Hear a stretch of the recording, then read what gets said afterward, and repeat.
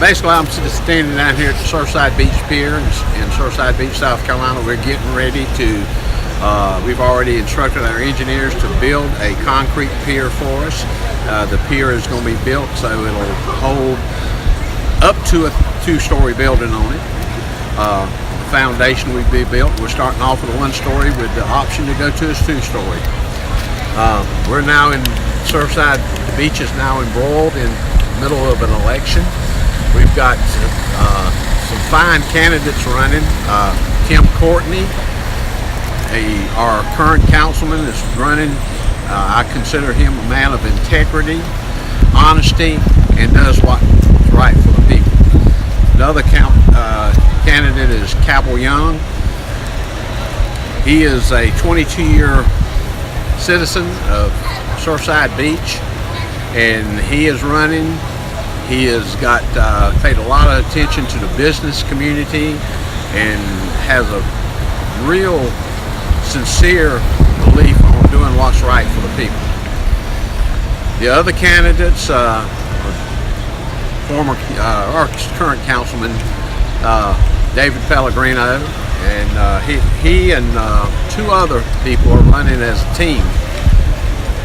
Some people say they're a voting bloc, running as a voting bloc to vote together. I'm not sure who's backing them, but they're funded by obviously some deep pockets when they can put out a 4-color processed mailer going out to all the citizens. That costs a lot of money. I'm afraid that I can't vote for that 3-people voting bloc, because I feel like that would lead to corruption, collusion, and possibly being paid off by big money. Are there any candidates you do endorse, Councilman Stevens? Councilman Young and Tim Courtney. Both of them have honesty, integrity, and they do what's right for the people. They're like me. They can't be bought. Nobody can buy them. And I'm the same way. Nobody can buy me. I run my own campaigns, do my own thing. Anytime you sell out to big money or you sell out to special interests, all you're doing is cheapening the office. You're taking the office and dragging it through the mud. So as long as we do what's right for the people, that's the main thing. You got to do what's right for the people of Surfside. And we have a highway out here that's going to be paved pretty soon. The whole highway is going to be paved from Melody Drive, which is in front of Bilo's, all the way to Ocean Lakes Campground.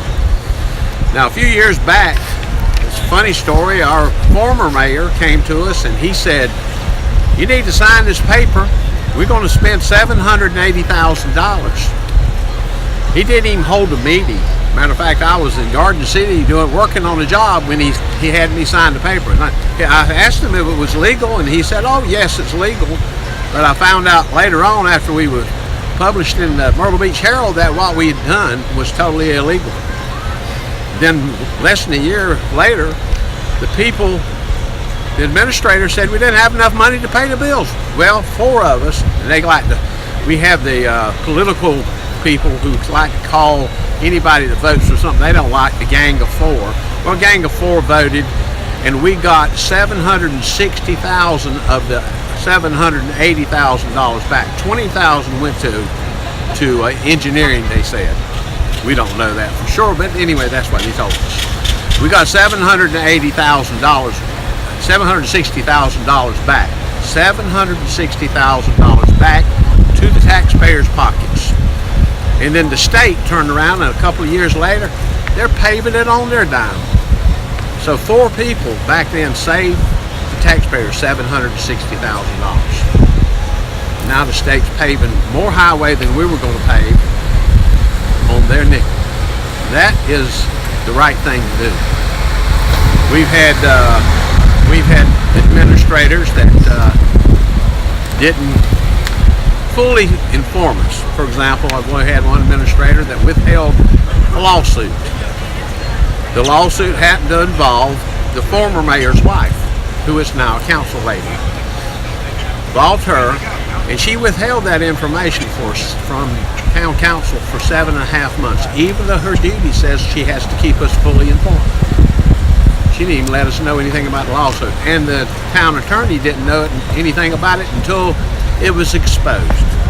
And she actually, when I asked her in town council, were there any probable or potential lawsuits, she has said, none that I'm aware of.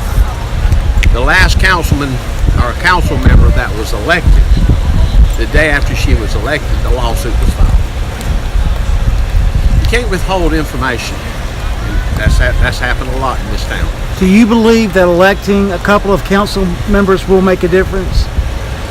I think that if we, since that one council person is not running for re-election, who's in the middle of embroiled in that lawsuit, we'll have at least one new council person. I don't think we should elect 3 council people that are running, or 3 people to council that are running all as a team. That to me sounds like collusion. It sounds like corruption. That's just my opinion on it. That's the way I look at it. Anytime you run as 3 people all together, you're running as a voting bloc. Why?